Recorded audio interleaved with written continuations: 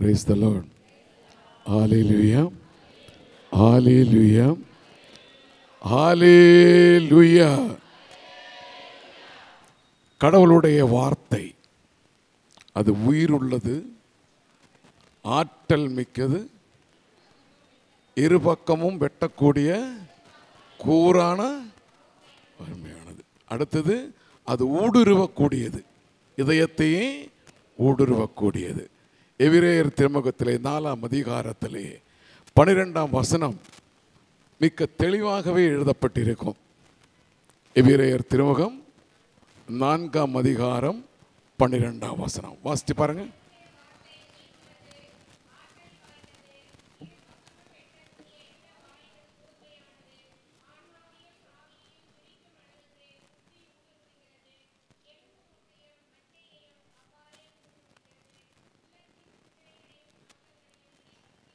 உள்ளத்தின் சிந்தனைகளையும் நோக்கங்களையும் சீர்தூக்கி பார்க்கின்றது. அப்போதாக 6 காரியங்களையே ஒரு வார்த்தையிலோட ஆண்டவர் வெளிப்படுத்துகிறார்.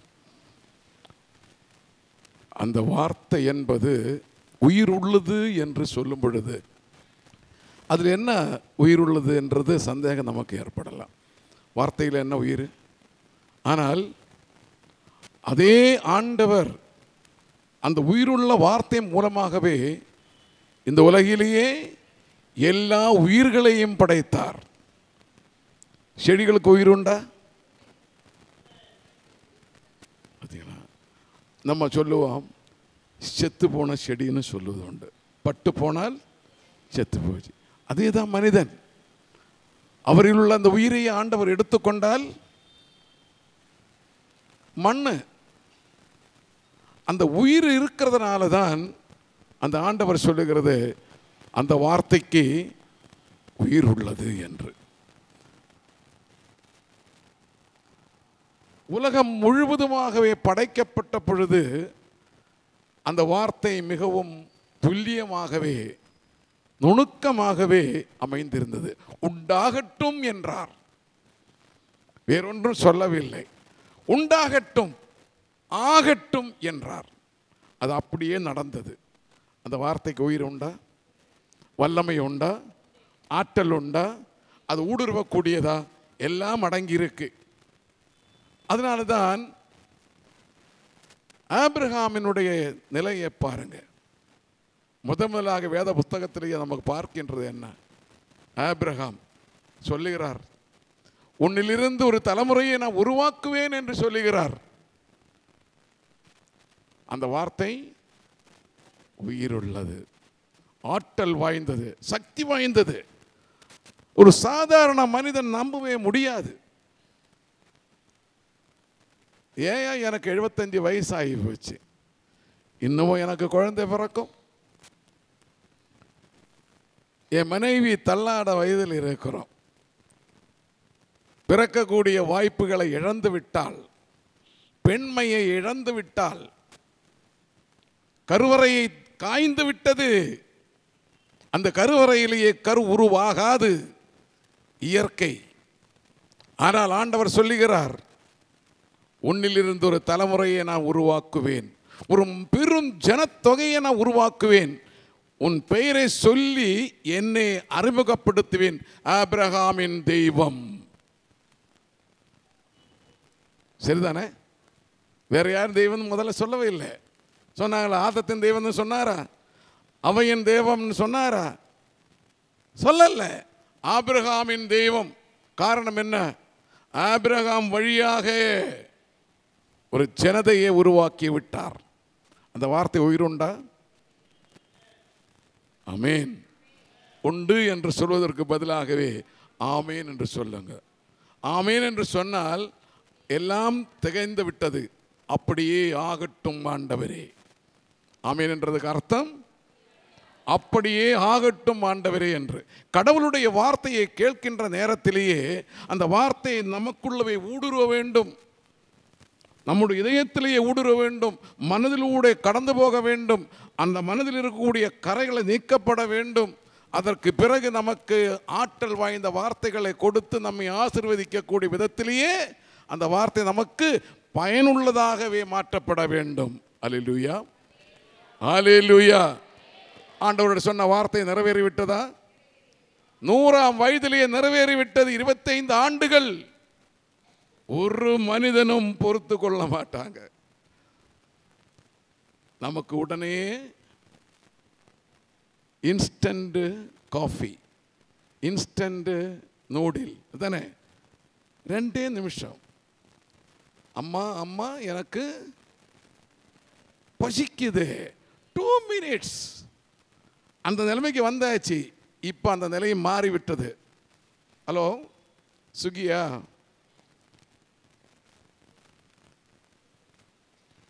அவன் சொல்லுவான் 10 நிமிஷத்துக்குள்ளே எல்லா பொருளும் உங்கள் வீட்டுக்கு வந்துடும்ன்ற. அவன் எல்லாம் சோம்பேறிகளாக்கி மாற்றி விட்டான் இல்லையா? அடுப்புகரை எதிர் நின்று விட்டுருது. அடுப்பில் வேலை இல்லை இன்னைக்கு. என்னங்க பெரிய வேலை, ஃபோன் பண்ணால் வந்துடுது. அந்த அடுப்பாங்கரையில் கிடந்து சலிச்சு சலிச்சு சலிச்சு போச்சு. காலையிலேருந்து சாயந்தரம் வரைக்கும் நீ என்ன செஞ்சேன்னு தான் கேள்வி கேட்குறேன். அதை பற்றி ஒரு வகுப்பு நான் எடுக்கிறேன். தாய்மார்களை பிரித்து ஒரு வகுப்பு நான் எடுக்க போகிறேன். என்னை பார்த்தான் சொன்ன இவன் என்ன பொம்பளை மாதிரி ஆயிட்டான்னு சொல்ல போகிறோம். ஆனால் அதோட இணைந்து போகும் பொழுது தான் ஒரு தாய் எந்த நிலையில் இருக்கிறன்றது நீங்கள் புரிந்து கொள்ளுவேன்.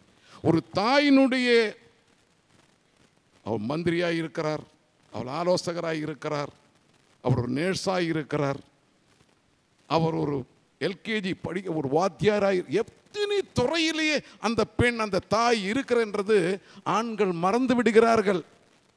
அதே போலதான் கடவுளுடைய வார்த்தையும் மறந்து விடுகிறோம். அப்படி சொன்னாரா? எங்க சொன்னாரு? புத்தகம் படிச்சாதானே தெரியும் இல்லையா? அதே போலவே 4:12 போலவே இன்னொரு 4:12 இருக்கு. அப்போஸ்தலர்களுடைய புத்தகம் 4:12 வாசித்து பாருங்களேன். என்ன தவிர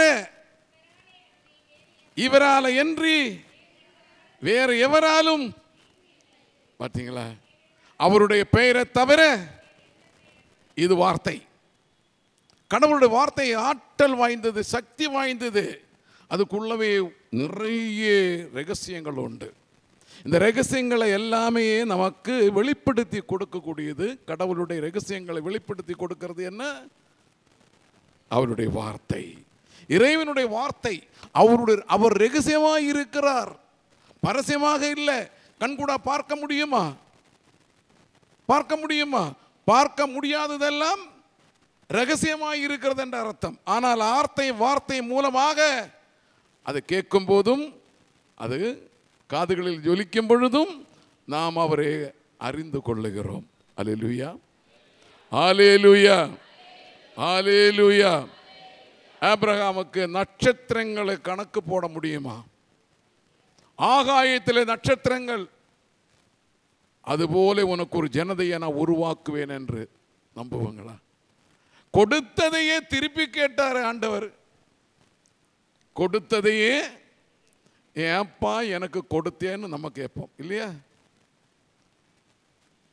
எனக்கு தெரிஞ்ச ஒரு வீட்டிலேயே 15 ஆண்டுகள் கழித்து ஒரு குழந்தை பிறந்தது. ஆனால் அந்த குழந்தை இன்று வளர்ந்து பெரியவனான பிறகு ஏண்டா உன்னை பெத்தேன் என்ற நிலையிலே அந்த தாய் உருக்கமாக அழுகிறாள். நேற்றைக்கு கூட நான் சந்தித்தேன் அந்த குடும்பத்திலேயே. அவனை நான் ஏன் பெற்றேன்? ஆற்று போற்று 15 ஆண்டுகள் காத்திருந்து எனக்கு ஆண்டவர் கொடுத்தார். இன்றைக்கு அவன் அடிமையாகிவிட்டார், போதை பொருளுக்கு அடிமையாகிவிட்டால்.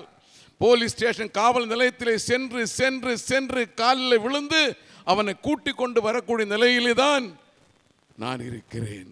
ஏன் அவனை பெற்றேன், ஏன் அவனை எனக்கு கொடுத்தேன் என்று நேத்திக்கு கதறி அழக்கூடிய ஒரு தாயை நான் பார்த்தேன். பிரியமானவரே, ஆபிரகாமுக்கு கொடுத்த அந்த குழந்தையை ஆண்டவர் கேட்கிறார். அவனை பலியாக ஒரு ஆடை வெட்டுவது போல, ஒரு மாடை வெட்டுவது போல, ஒரு புறா குஞ்சை வெட்டுவது போலவே அவனை நீ வெட்டி துண்டு துண்டாக வெட்டி அவனை பலியிட வேண்டும் என்று சொல்லுகிறார். நீங்களும் நானும் அந்த இடத்தில் இருந்திருந்தால் சிந்திச்சு பாருங்க. எந்த மனிதனும் செய்ய மாட்டோம். நீ போயா, கொடுத்தது தான், அதை நான் தங்க மாதிரி வச்சுப்பேன், அது கிளி மாதிரி வச்சுப்பேன், அதனால நான் கொடுக்க மாட்டேன். ஆபிரகாம் அப்படி சொன்னாரா? உன் விருப்பப்படியாக, உன் சித்தப்படியாக அப்படியே நிறைவேற்றுவேன். காரணம், ஆண்டோட வார்த்தை ஒன்று அவருடைய காதுகளில் ஒலித்தது, உன்னிலிருந்து ஒரு ஜனதையை நான் உருவாக்குவேன். ஆமென். அந்த வார்த்தையை அவர் நம்பினார். ஒருவன் போனால் இன்னும் பல பேர் வரும். எனக்கு அந்த நம்பிக்கை இருக்கு, விசுவாசம் இருக்கு. கொடுத்து விடுகிறேன், கேட்டதை நான் தருகிறேன். கடவுள் கொடுத்தது, கடவுள் கேட்டால் கடவுளுக்கு கொடுக்கணும். Praise the Lord. அன்னாளுக்கு அழுது புலம்பி தேம்பி கண்ணீர் வடித்து ஆண்டவரிடத்திலேயே, ஒரு குழந்தை எனக்கு நீ கொடுத்தால் அந்த குழந்தையை நான் உனக்கே திருப்பி கொடுத்து விடுகிறேன். யாராவது தாய் சொல்லுவார்களா? எந்த தாயாவது சொல்லுவார்களா? கிடைக்கிற வரைக்கும்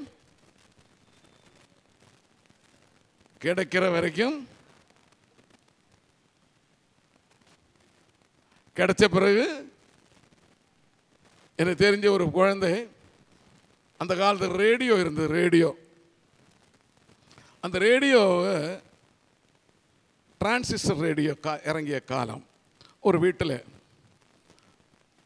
அது அவருடைய தகப்பனும் அவருடைய மற்ற பெரியோர்கள் எல்லாம் வந்து தொடாதே தொடாதே தொடாதேன்னு சொல்லுவாங்க. அந்த குழந்தை என்ன சொல்லுவான் தெரியுமா? தாத்தா தாத்தா, நான் உன்னை தொட்டுக்கிட்டுமா அப்படின்வா. தொட்டுக்கோ. அப்புறம் உட்கார்ந்துக்கிட்டு மடியில் வச்சுக்கிட்டுமா,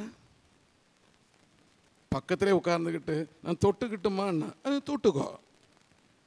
பக்கத்தில் உட்கார்ந்துக்கிட்டு அப்புறம் நான் கொஞ்சம் மடியில் வச்சுக்கிட்டுமா, மடியில் வச்சுக்கோ. அப்புறமே இது எந்த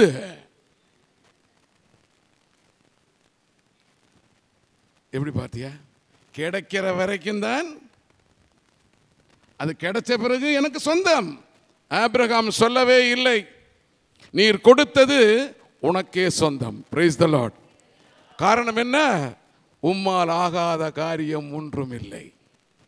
நீ நினைத்தால் ஒன்றல்ல, ஆயிரங்கள் நட்சத்திரங்களை போல உனக்கு ஒரு ஜனதையை நான் உருவாக்கி தருவேன் என்ற வார்த்தை ஆபிரகாமினுடைய காதில் ஜொலித்து கொண்டிருந்தது.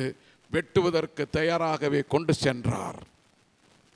ஆண்டவர் அந்த பலியை ஏற்றுக்கொள்கிறார். வெட்ட வேண்டாம், உன் மனதிலேயே நீ பலியை செலுத்தி விட்டீர், உன் உள்ளத்திலே நீ பலி செலுத்தி விட்டீர். அதனால் தான் சொல்லுகிறோம், உன் உள்ளத்திலே ஏதேனும் கசப்புகளோ காயங்களோ இருந்திருந்தால், உன் சகோதரனோடு உனக்கு வெறுப்புகளோ வித்வேஷங்களோ இருந்திருந்தால், அதை அப்புலப்படுத்திட்டு வா என் அருகிலேயே பலி கொடுத்து. அப்படித்தானே சொன்னார். ஆபிரகாமுடைய உள்ளம் சுத்தமாயிருந்தது, ஆபிரகாமுடைய மனம் முழுமையாயிருந்தது. அந்த ஆபிரகாமுக்கு ஆண்டவர் சொல்லுகிறார், வெட்ட வேண்டாம், ஓங்கிய கத்தி கீழே போட்டு விடுகிறார். பிறகு நம்ம என்ன வாசிக்கிறோம்?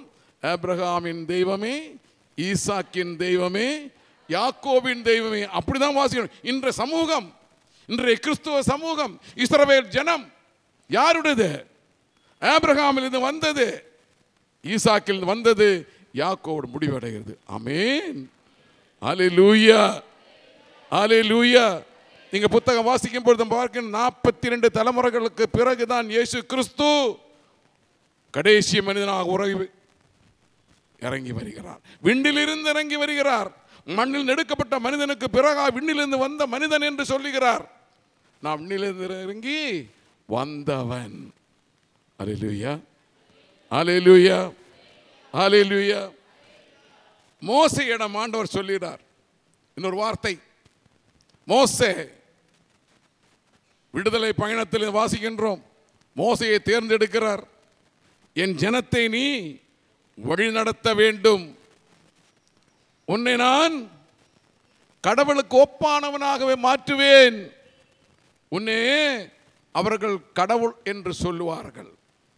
திக்குவாய், என்னால் முழுமையாக வார்த்தைகளை பேச முடியாது. ஆனால் நான் எப்படி? சந்தேகப்பட வேண்டாம், நான் உன் வாயிலேயே பேசுவேன். ஆமென்.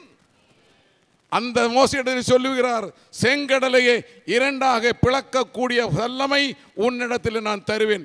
வாய் விட்டு சொல்லு, கோலை நீட்டு. வாய் சொல்ல முடியாதது, கோலை நீட்டு.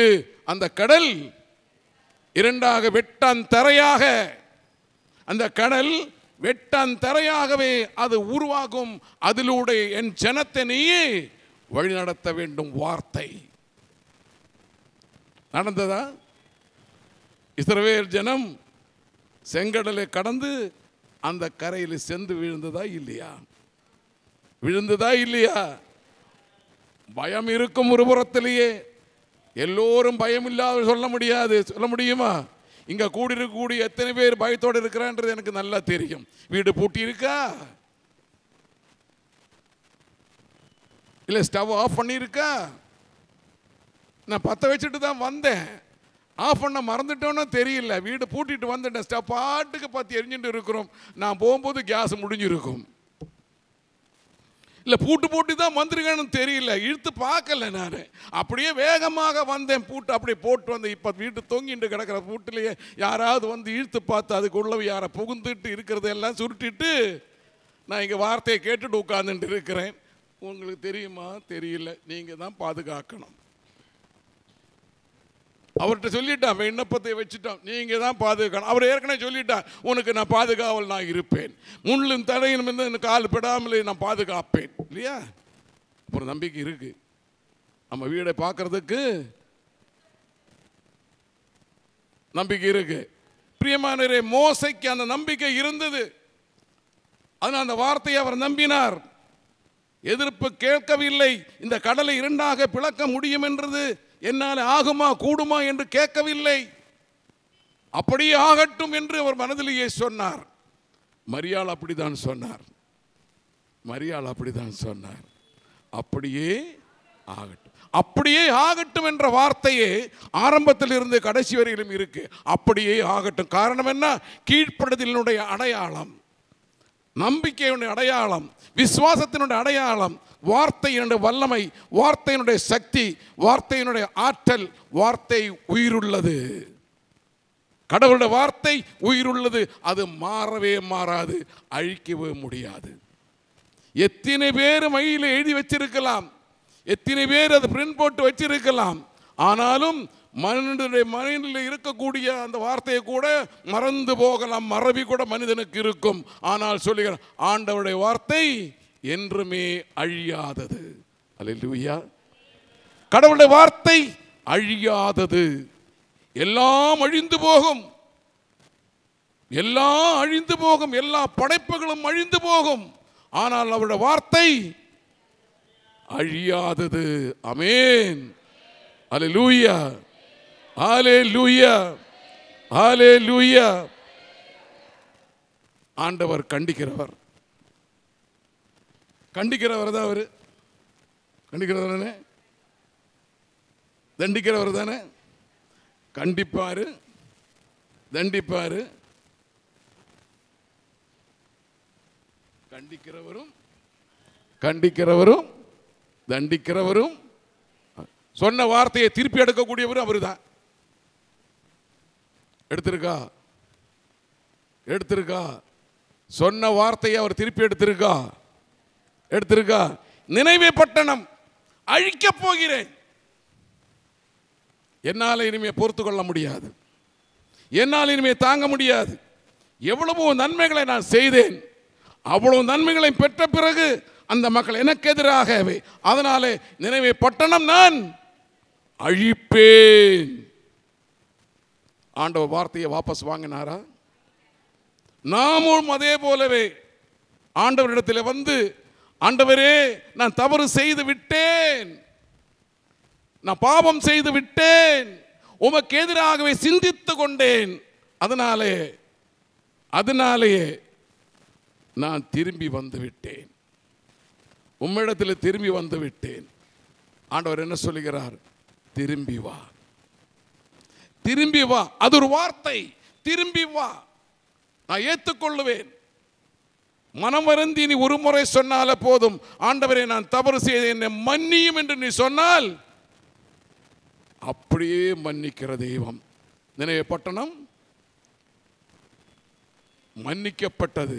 நினைவே பட்டணம், நினைவே மக்கள் மன்னிக்கப்பட்டது. அவர்கள் மனம் மாறினார்கள். இதைதான் நம்மோடும் சொல்லுகிறார். பிரியமானவர்களை, இங்க கூடியிருக்கக்கூடிய இந்த கூட்டத்தில் இருக்கக்கூடிய ஒவ்வொரு இடத்திலும் நான் சொல்லுவது அதுதான். நம்மை பார்த்த ஆண்டவர் சொல்வது, நினைவே பட்டணத்தில் அன்றைக்கு சொன்ன அந்த வார்த்தையை விட்டுவிடு, பரவாயில்லை. மனம் நொந்து, உள்ளம் நொந்து, வேதனைப்பட்டு, கண்ணீர் வெடித்து, சங்கடப்பட்டு, நொந்து நீ என்னிடத்தில் வந்து நீ ஒரு முறை சொல்லு. ஒரு முறை நீ சொல்லு, ஆண்டவரே நான் தவறு செய்தேன், என்னை மன்னியும், என்னை மன்னியும் என்று ஒரு முறை சொல்லு. அப்பொழுது அவர் அதே வார்த்தையை திரும்ப பெற்று உன்னை தண்டிக்கிறதுக்காக நான் சொன்ன வார்த்தையை இப்போது கண்டிக்கிறதுக்காக மாற்றி பிறகு உன்னை ரட்சிப்பதாக மாற்றப்படும். ஆமென். ரட்சிப்பின் தெய்வம், நான் ரட்சிப்பின் தெய்வம், அழிவின் தெய்வம் அல்ல, அழிக்கிற தெய்வம் அல்ல. ரட்சிக்க வேண்டும், போற்ற வேண்டும் என்பதற்காகவே உனக்கு நான் உயிரை கொடுத்தேன் என்று சொன்னால் அந்த உயிரை நான் என் கைகளிலே வைத்திருக்கிறேன். ஆமென். அல்லேலூயா, அல்லேலூயா.